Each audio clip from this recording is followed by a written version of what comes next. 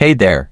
Today I'll show you how to instantly summarize any long-form content using AI right in your Google Sheets. Whether you're researching news articles, blog posts, social media discussions, or any text-based content, reading through everything can be overwhelming.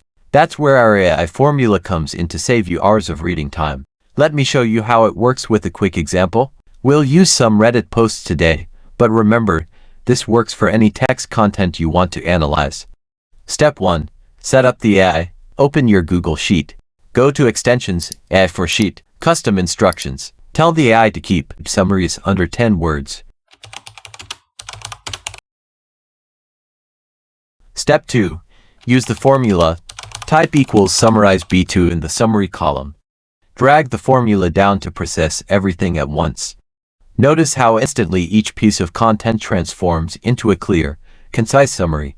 What used to take hours of reading now takes seconds to understand. This tool is perfect for anyone who needs to research topics quickly, track industry trends, monitor customer feedback, analyze competitor content, stay updated on news, review documentation efficiently. The best part, you don't need any coding knowledge. Just one simple formula helps you extract key insights from any text-based information. That's it.